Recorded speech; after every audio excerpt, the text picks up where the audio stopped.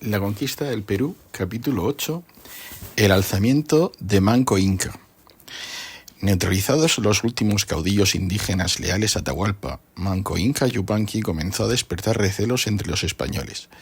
Para vigilar sus movimientos, el gobernador apercibió a sus hermanos Juan y Gonzalo y a Diego de Almagro mientras trataba de reorganizar su gobernación, fundando el 18 de enero de 1535 la ciudad de los Reyes en la ribera del río Lima, del que tomaría su nombre.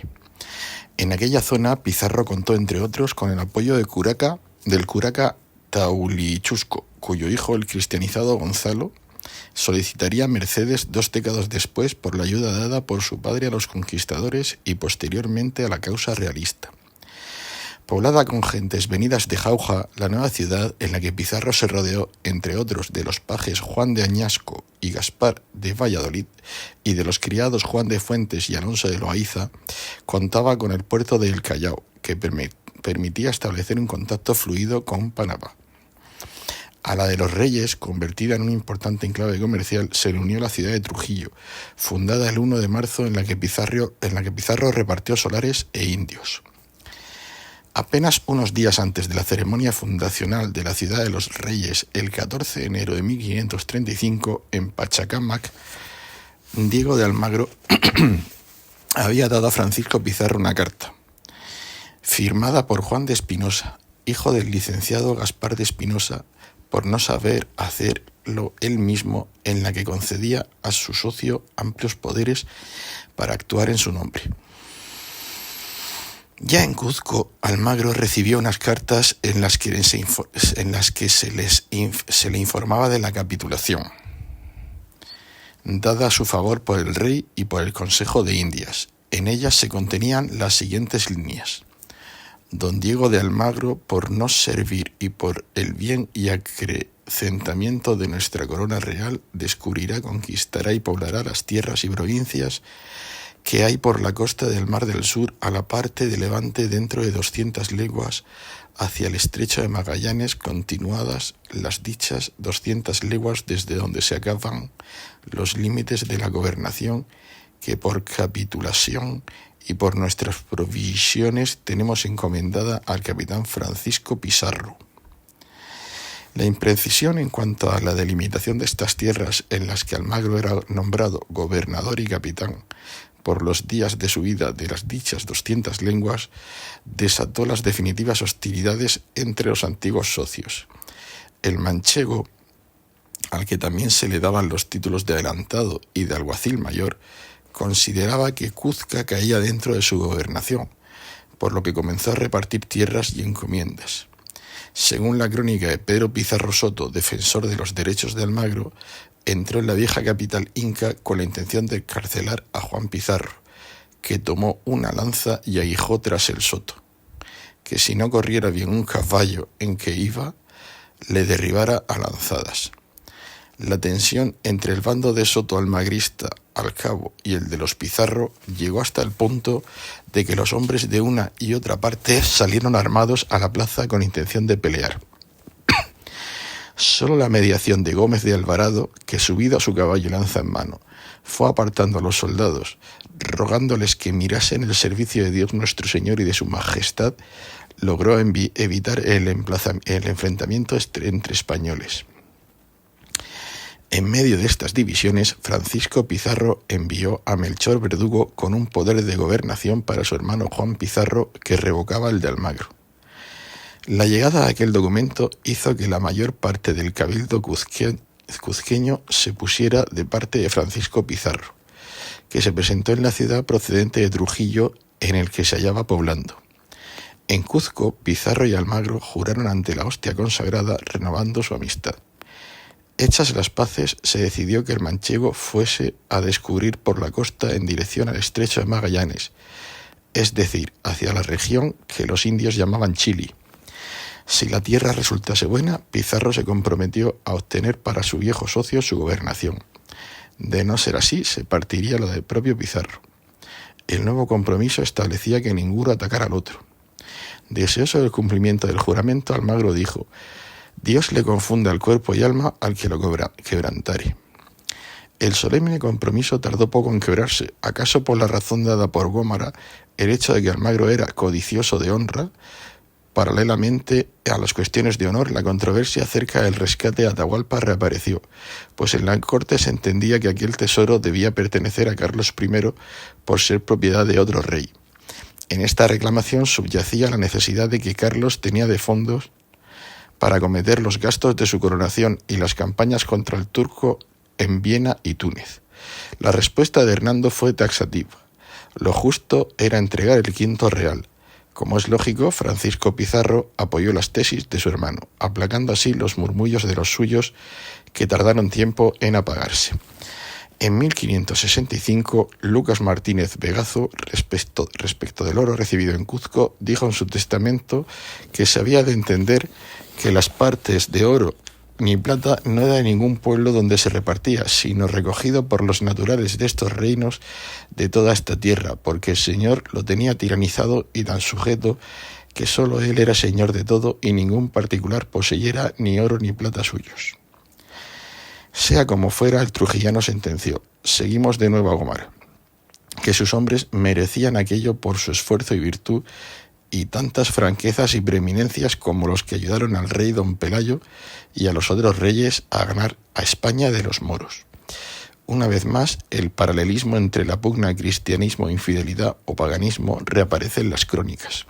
Pronunciadas o no por Pizarro, las palabras reproducidas convertían al extremeño en una suerte de nuevo don Pelayo capaz de propiciar la cristalización de un nuevo reino de Castilla. En cualquier caso, a partir de entonces, Hernando Pizarro tomó para el rey un tanto por ciento de lo obtenido, ganándose la animadversión de muchos de sus compatriotas. Diego de Almagro abandonó Cuzco el 3 de julio de 1535 con 530 españoles, entre los que se encontraban muchos de los venidos con Pedro de Alvarado, que se alistaron en esa expedición, según Pedro Pizarro, creyendo hallar allá otro Pirú.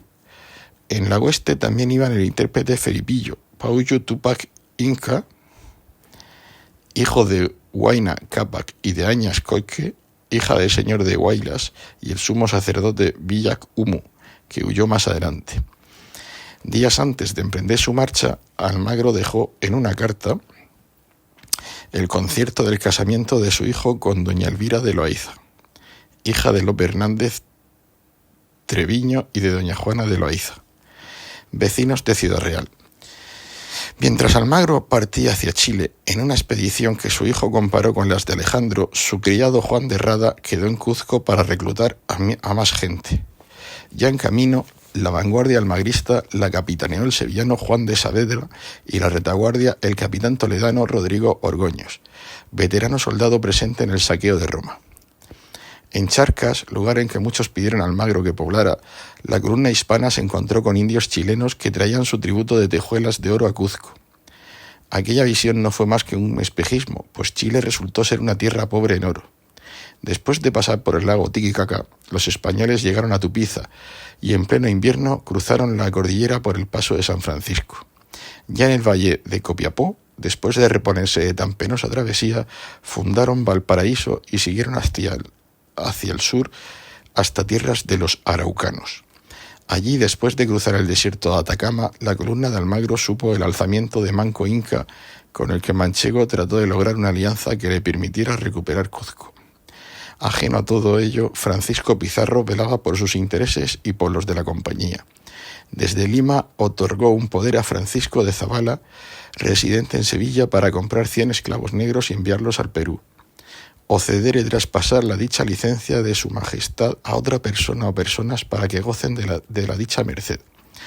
El 12 de diciembre de 1535 el gobernador rubricó otra carta en su nombre y en el del ausente Almagro, nombrando al bachiller Juan Pérez de Vicuña su mayordomo con estas palabras: en las haciendas, casas, ganados, navíos y en todas las haciendas y granjerías que yo y el adelantado don Diego de Almagro, mis compañeros, tenemos en la ciudad de Panamá y en los otros pueblos de la tierra firme llamada Castilla del Oro, para que lo tengáis a cargo y en administración todo ello y la isla de las perlas, que nosotros tenemos arrendada a su majestad, para que asimismo tengáis cargo de proveer los navíos nuestros, que a la dicha tierra fueren e vinieren de todo lo necesario a ello, los hacer, adobar, fornecer, recibir los despachos que nuestros vinieren de España, nosotros enviaremos, y en todo lo demás, que en cualquier manera nos tocare en la dicha ciudad de Panamá, por tiempo y espacio de 2 años cumplidos primeros siguientes. Días más tarde, en Pachacamac, Pizarro otorgó otro poder a Lope y Díaz, hermano de Alonso, hombre de confianza del secretario del rey Carlos, Francisco de los Cobos, para hacer frente a cualquier pleito civil o criminal que pudiera afectarles. A los citados se unió Bernardino de Valderrama, al que autorizó a cobrar, pedir, demandar, recibir, recaudar de todas cualesquier personas que sean de sus bienes, de quien con derecho debáis todos, cualesquier maravedíes, pesos de oro, plata, joyas, mercaderías, ropas, caballos y negros indios, otras cualesquier cosas que sean nuestras, nos pertenezcan, las dichas personas nos deban así por obligaciones, albalaes, conocimientos, sentencias, cuentas, fenecimientos de ellas, y en otra cualquier manera, para que podáis pedir tomar cuenta a cualesquier maestres otras personas que hayan tenido tengan cargo de cualesquier nuestros navíos, de los que con los dichos navíos hubieren ganado, de otros cualesquier bienes hacienda nuestra que hayan recibido, tenido a cargo les hacer cualesquier alcances, lo cobrar de ellos. Si vieres que conviniese, podáis quitar, quitéis los tales maestres de los dichos navíos, poner otros de nuevo, los cuales, siendo puestos por vos, puedan tener los mismos cargos, como si por nos mismos fuesen puestos. Maltratado por los españoles, que llegaron a llamarlo perro y a arrebatarle a sus mujeres, Manco Inca, del que Gómara dijo que fue aprisionado por bullicioso y por preparar una revuelta para la que almacenó armas y sementeras con la que abastecer a sus tropas, se rebeló en marzo de 1536. Después de que los españoles respondieran con severidad a los ataques que sufrieron los encomenderos, Manco Inca halló la oportunidad que esperaba.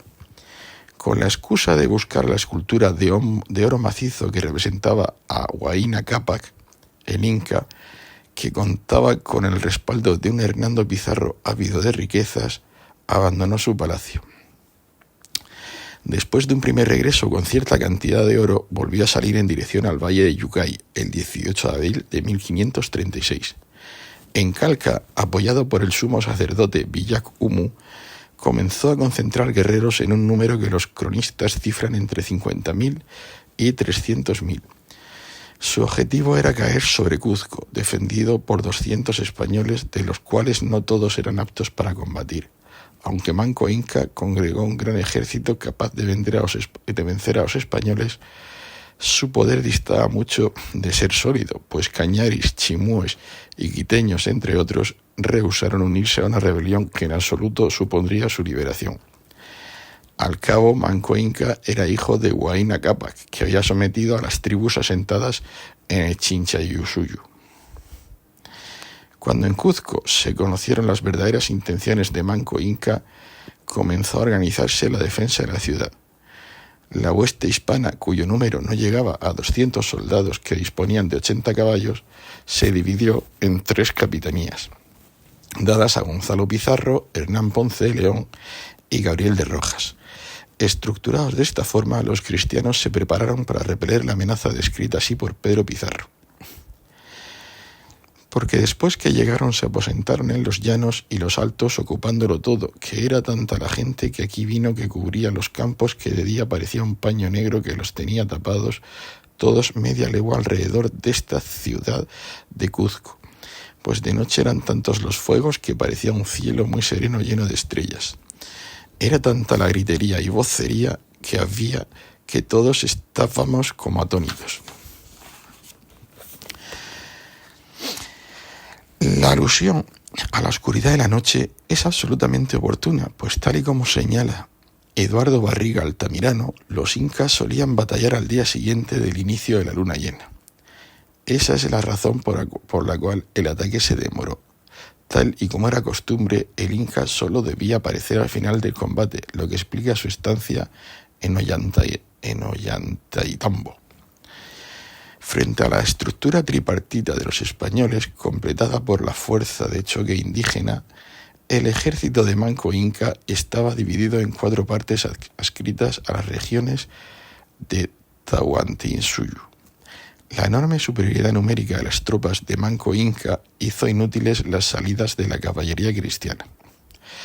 Durante la mañana del 6 de mayo de 1536 comenzó la ofensiva final inca, que logró tomar la fortaleza de Sacsayhuamán, defendida por indios cañaris aliados de los españoles.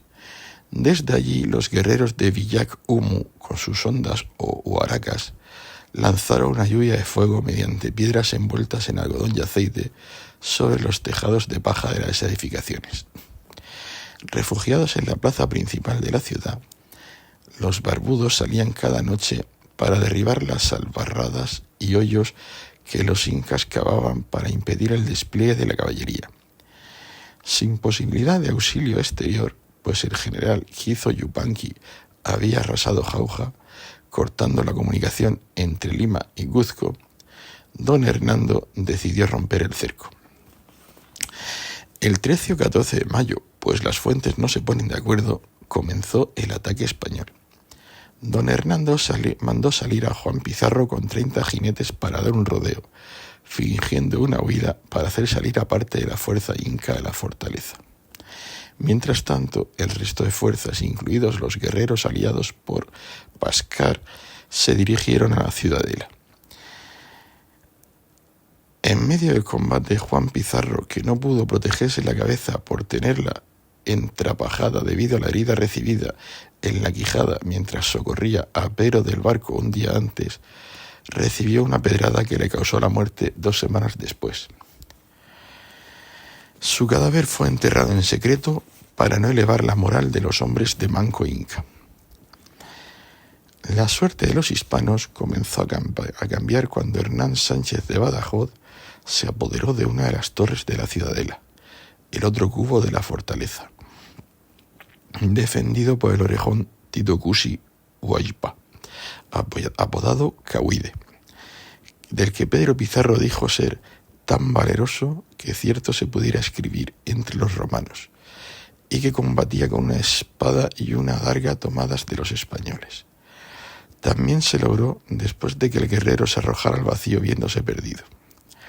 Ganada aquella posición, Hernando Pizarro ordenó atacar los campamentos que rodeaban la ciudad para alejar a los enemigos y poder abastecerse de alimentos. Sin embargo, tras una pausa de 3 semanas, Manco Inca volvió a sitiar la ciudad. A las bajas causadas y prisioneros capturados durante los combates, Manco Inca añadió la obtención de caballos y armas, entre las que se contaban algunos mosquetes. A diferencia de lo ocurrido en el primero, durante el segundo sitio de Cuzco, los españoles contaron con la fortaleza de Sacsayhuamán como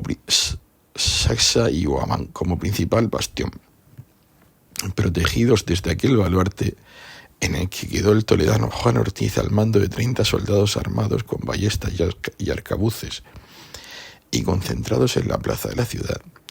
Los hombres de Hernando Pizarro realizaron una serie de escaramuzas que causaron gran daño en las tropas de Manco Inca. En una de ellas, sin embargo, Gonzalo Pizarro corrió grave riesgo de caer en manos indígenas. Mientras se replegaba hacia Cuzco después de comprobar la ingente cantidad de guerreros que se concentraban en Jaquijahuana, con los caballos muy fatigados, Gonzalo Pizarro envió a unos yanaconas a Cuzco para pedir socorro. Allí Hernando Pizarro mandó repicar las campanas para concentrar a la gente y salió con la caballería.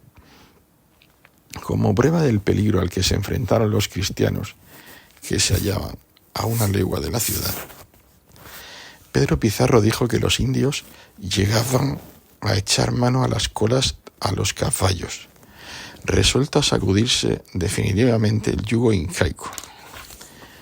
Hernando Pizarro esperó al regreso de la hueste de Hernán Ponce de León y, dejando a Gabriel Rojas con la gente más debilitada en la ciudad, salió en busca del Manco, que se hallaba en la fortaleza de Ollantaytambo en el valle de Yucay. En este punto de su crónica, Pedro Pizarro dio noticia del cultivo de coca. Estos indios entendían en criar una hierba que entre ellos llaman coca para los señores, como ya tengo dicho, y ahora en este tiempo hanse dado muchos españoles a hacer heredades de ella, por ser la cosa que entre estos naturales más vale y más precian.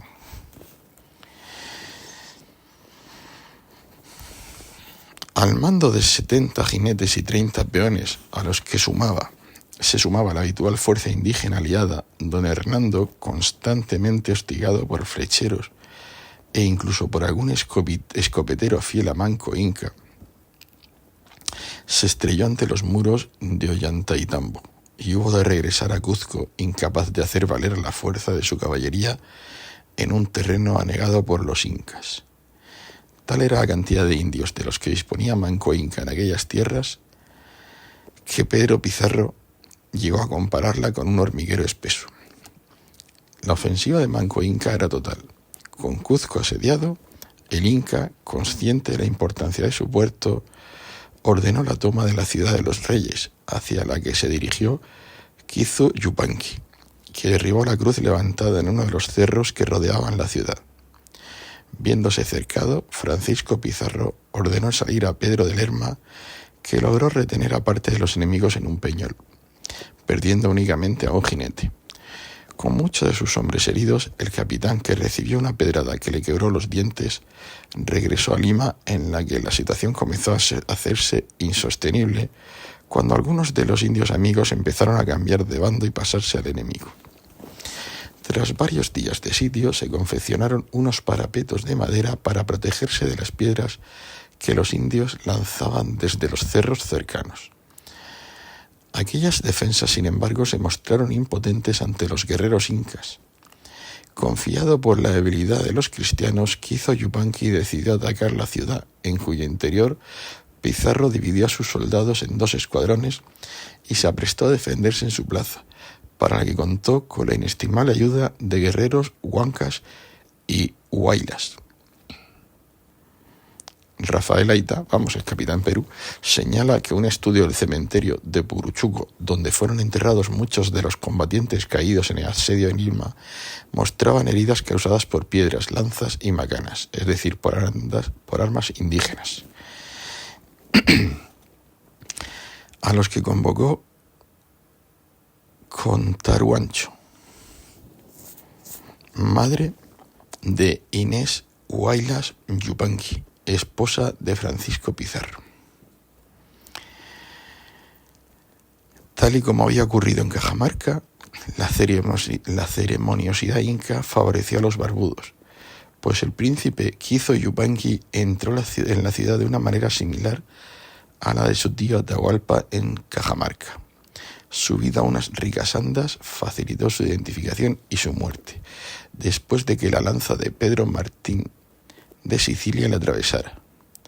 Muerto Quizu Yupanqui, la desbandada de su ejército fue total. Libres de la amenaza inca, los españoles repusieron la cruz sobre el cerro que llamaron de San Cristóbal por alcanzarse la victoria el día de ese santo. El inca Garcilaso de la Vega añadió un toque providencialista a la jornada en la que se quebró el cerco de Lima. Estando ya los indios para arremeter con los cristianos, se les apareció en el aire Nuestra Señora con el niño Jesús en brazos, con grandísimo resplandor y hermosura, y se puso delante de ellos. Los infieles, mirando aquella maravilla, quedaron pasmados.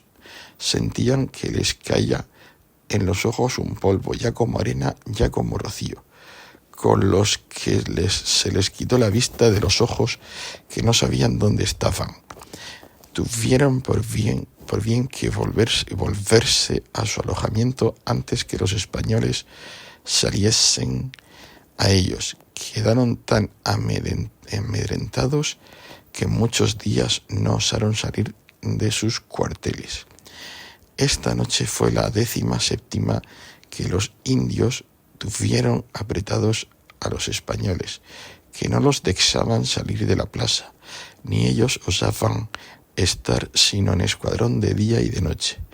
De allí adelante, con el asombro que Nuestra Señora les puso, les dieron más lugar y les cobraron gran miedo, pero como la infidelidad sea tan ciega, pasados algunos días que bastaron para perder parte del miedo, volvió a incitar a los suyos a que volviesen a guerrear a los fieles.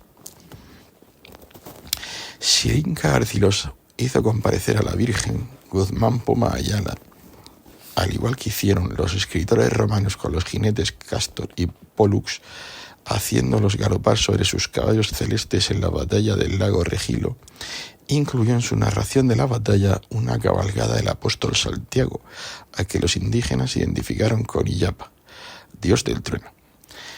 Mientras en Lima quedaba disipado el peligro, en Cuzco los españoles salían continuamente para abastecerse de alimento y alejar a unos enemigos que, aprendiendo de los barbudos, habían modificado sus tácticas bélicas.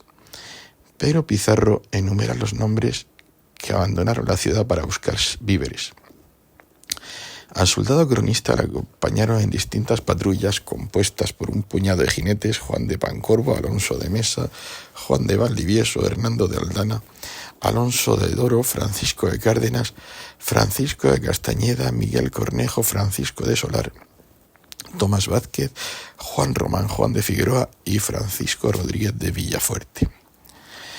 A la escasez de recursos ha de unirse que los indios contaban con algunos caballos y armas españolas, convirtiéndose en enemigos más poderosos. La batalla ganada por el capitán Gabriel Rojas, en la que los ballesteros tuvieron gran protagonismo, mostró esa nueva realidad. Después de esa victoria, usando de una crueldad durante sus batidas, los españoles lograron levantar el cerco sobre Cuzco. Obstinado en su idea de tomar la ciudad imperial, Manco Inca, que al igual que hicieran Cuauhtémoc durante el sitio de Tenochtitlán, envió algunas cabezas de españoles a los cristianos. Intentó otro asedio más. La falta de alimentos le obligó a desistir. La amenaza incaica seguía, no obstante, gravitando sobre Cuzco, ciudad a la que Francisco Pizarro envió sucesivos contingentes para su socorro.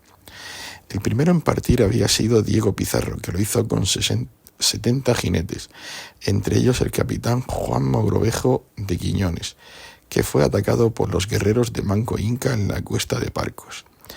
A Diego Pizarro le siguió al frente de 80 caballeros su cuñado Gonzalo de Tapia, también derrotado por los incas, que aprovecharon su victoria para tomar las joyas, armas y ropas que portaban los españoles. En Jauja, el capitán Gaete fue masacrado junto a 40 españoles. El siguiente enviado fue el cacereño Francisco de Godoy, que regresó a Lima de noche para evitar ser atacado. Con él llegaron los 2 españoles supervivientes de la partida de Gaete.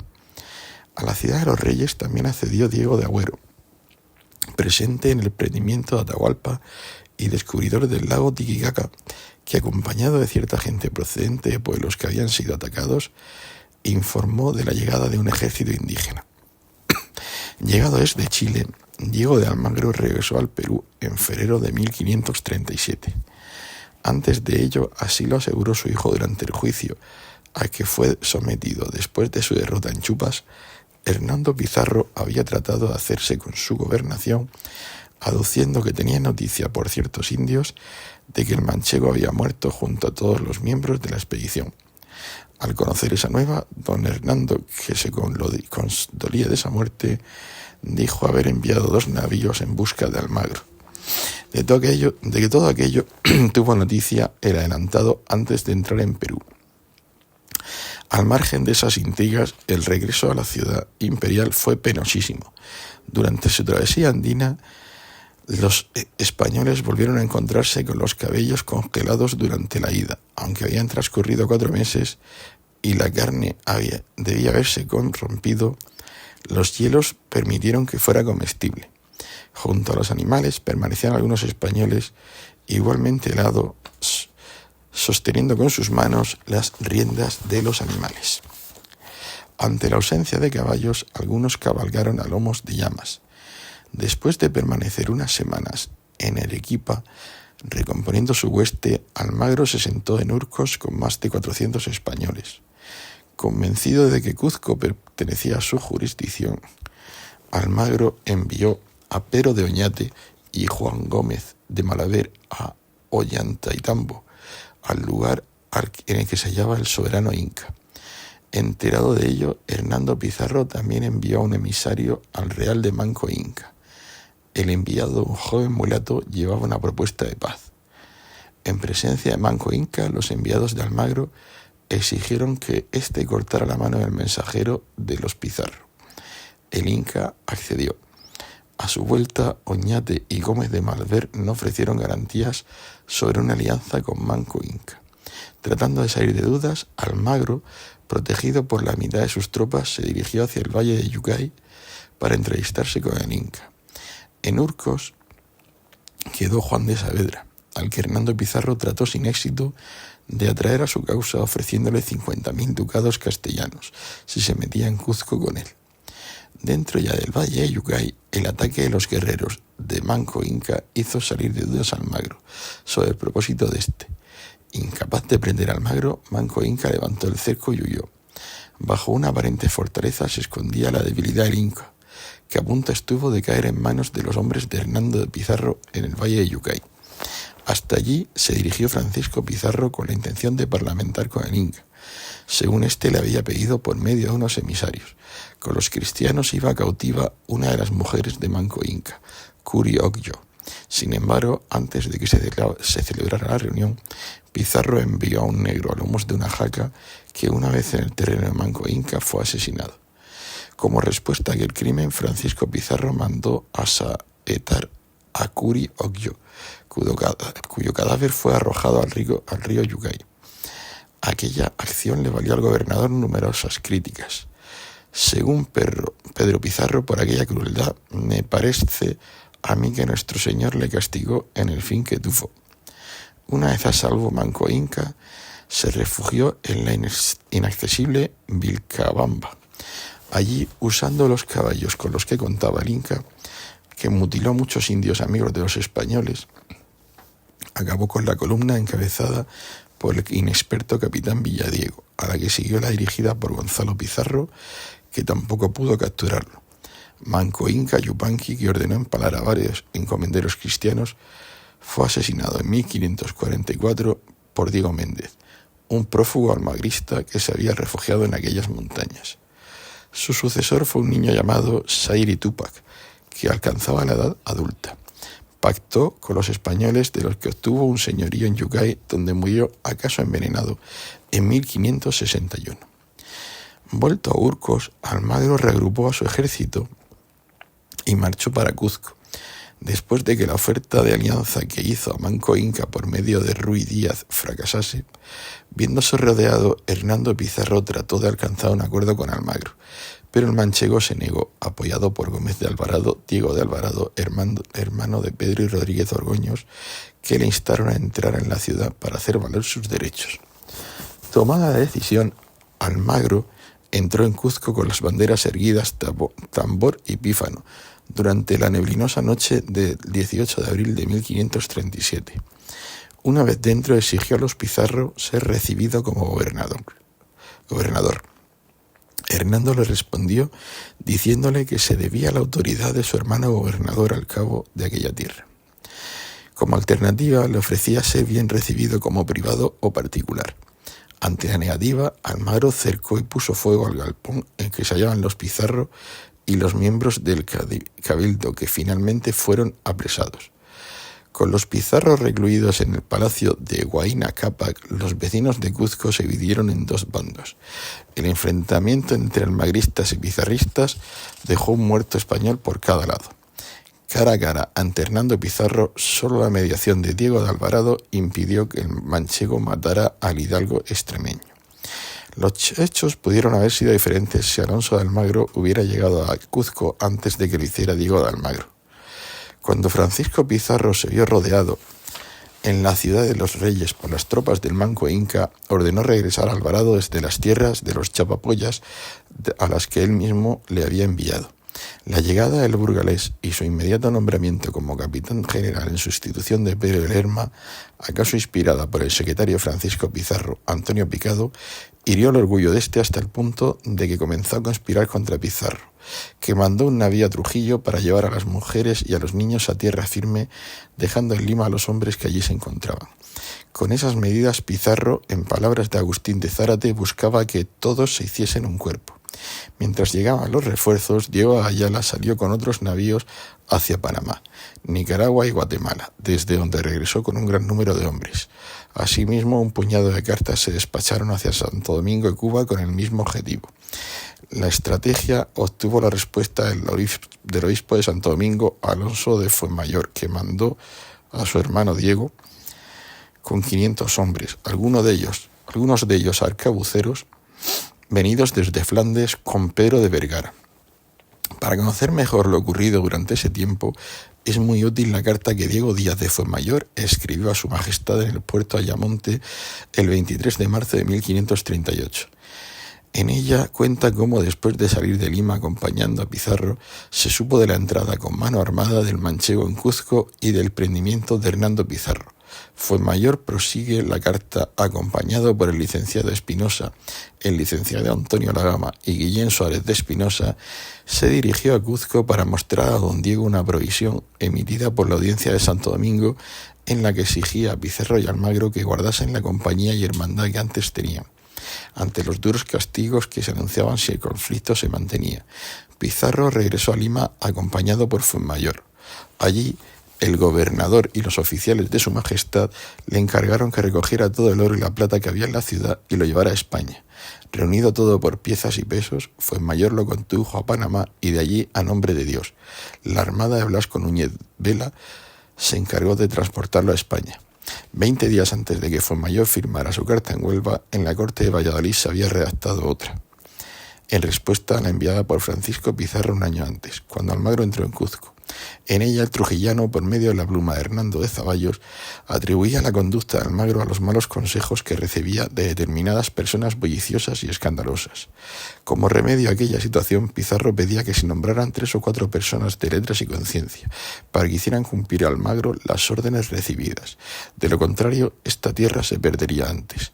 Como respuesta a su demanda, desde Valladolid se informó a los regidores y justicias de Cuzco y los pueblos comarcanos de que a Almagro se le había remitido una carta en la que se le ordenaba salir de la ciudad. Si el adelantado, insistiendo en su rebeldía, no dexase luego la dicha ciudad del Cuzco al dicho marqués o a quien su poder oviere para que la tenga como nuestro gobernador, como antes la tenía, mandamos a vos la justicia y regimiento que luego se la entreguéis. El posicionamiento en la corte a favor de Pizarro era explícito.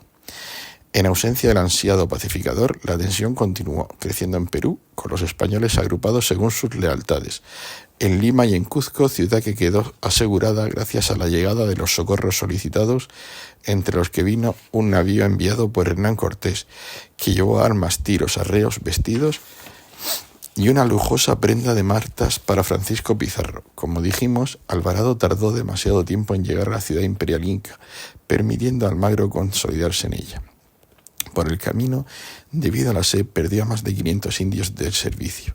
Ya en Jauja se detuvo para pacificar aquella tierra en la que Picado, a quien debía su nombramiento, tenía su encomienda. Allí se le unió Juan Gómez Tordoya de Vargas, que acudió con 200 hombres, al mando de 500 barbudos.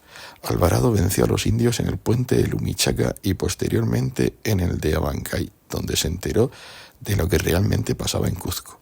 Conocida la prisión de Hernando y Gonzalo Pizarro, acaso conocedor de las órdenes dadas desde la corte, se detuvo a la espera de instrucciones precisas. Cuando en Cuzco se supo de la llegada de don Alonso, Almagro envió a otro Alvarado, Diego, junto con 7 caballeros para notificarle que en la ciudad había un nuevo gobierno. Cuando el enviado apareció en Abancay, Alonso de Alvarado lo apresó. El fracaso de la embajada de Diego Almagro se compensó con la noticia de que Pedro de Lerma, resentido por su destitución, había conseguido amotinar a 80 españoles contra Alvarado.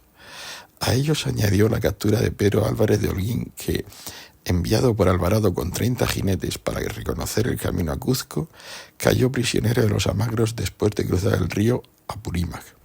En respuesta a esta captura, Alonso de Alvarado trató de apresar a Lerma, que huyó esa noche llevando consigo las firmas de los amotinados. Después de estas escaramuzas, el primer pulso entre las dos facciones tuvo como escenario el puente de Abancay. Conocedor de la conjura, Diego de Almagro, a quien aguardaba Gómez Tordoya, que había pasado al Perú en la armada de Pedro Alvarado y Antonio de Villalba, junto con la gran parte de los Lerma, cruzó con su gente por un vado. Durante la guardia nocturna, los amotinados arrojaron al río Apurímac medio centenar de lanzas, desarmando a sus compañeros antes de pasarse al lado de Almagro. En clara inferioridad, pues, Almagro contaba con las tropas de Paullo Inca. Los de Alonso de Alvarado fueron derrotados por los de Diego de Almagro, que saquearon el campamento de su oponente y se lo llevaron preso. Terminado el combate, durante el cual Rodrigo de Orgoños recibió una pedrada que le partió los dientes, los almagristas, que decían que no había que quedar en todo el Perú pizarra en que tropezar y que el marqués y sus hermanos se habían de ir al gobernar a los manglares bajo la línea equinoccial, trataron mal a sus compatriotas, alimentando un resentimiento que reaparecería poco después con total crudeza. Integrado en las filas de Diego Almagro, Pedro de Lerma tuvo a su cargo una compañía formada por prisioneros. Con el propósito de rescatar a sus hermanos, Francisco Pizarro partió hacia Cuzco con, según las fuentes, entre 400 y 700 hombres, muchos de ellos pertrechados por los mercaderes Antonio de Pastrana, Antón Pinto y Pedro de Vergara, asentados en Lima. A la altura de Nazca supo del descalabro de Alonso de Alvarado en Abancay, por lo que decidió volverse a Lima, desde donde envió al licenciado Espinosa a Cuzco para negociar con Almagro. En la ciudad de los Reyes, Pizarro organizó su ejército. Pedro de Vergara y el burgalés Nuño Beltrán de Castro fueron nombrados capitanes de arcabuceros. Diego de Urbina lo fue de piqueros. Diego de Rojas, Pedro Ansúrez de Camporredondo, apodado Peranzúrez, y Alonso de Mercadillo de la caballería, mientras que Pedro de Valdivia, hidalgo que había combatido en Pavía y en Flandes, recibió el cargo del maestre de campo. Por último, Antonio de Villalba fue nombrado sargento mayor. Aquella calma no fue sino el preludio de un nuevo estallido de violencia. Pedro Ansúrez había llegado con la provisión de su majestad, en la que, so pena de una multa de 100.000 pesos, se pedía a Pizarro y a Almagro que se mantuviesen en las tierras descubiertas, conquistadas y pobladas por cada uno de ellos, al tiempo de la emisión del documento. A la vista de aquel papel, Francisco Pizarro pidió a Almagro que saliera de Cuzco, pues él lo había descubierto y poblado, y era el toledano quien le había desposeído de la ciudad con fuerza. Como era de esperar, Almagro se negó, escudándose en el literal cumplimiento de la orden llegada, y pidió a Pizarro que se mantuviera en sus tierras. Pese a aquellas tensiones, Diego de Almagro salió de Cuzco el 17 de septiembre de 1537 y fundó una ciudad en el valle de Chincha, a la que dio su apellido. Almagro sería una suerte de segunda Lima. El manchego disponía de más de 500.000 de soldados y de un valioso prisionero, Hernando Pizarro, a quien Orgoños insistía en ejecutar. Poco después de la salida de Almagro, Gonzalo Pizarro y Alonso de Alvarado pudieron escapar de Cuzco tras sobornar a algunos españoles. En esta situación, Diego de Almagro envió a Alonso Enríquez, al factor Diego Núñez de Mercado y al contador Juan de Guzmán a negociar con Francisco Pizarro. Escuchados sus argumentos, el trujillano optó por dejar los tratos en manos del mercedario Fray Francisco de Bobadilla. Este mandó que Hernando Pizarro fuera liberado y que la posesión de Cuzco fuera restituida a su hermano Francisco. Asimismo, los dos ejércitos debían disolverse para emplear a sus hombres en expediciones de descubrimiento. El pacto, en cualquier caso, exigía la presencia de sus dos protagonistas. Pizarro y Almagro debían comparecer en el pueblo de Mala, seguidos por 12 jinetes. Los recelos entre los antiguos socios determinaron que Gonzalo Pizarro se apostara en un cañaveral próximo a la vía que conducía desde Chincha, donde Almagro tenía su campamento, a Mala, con 40 arcabuceros.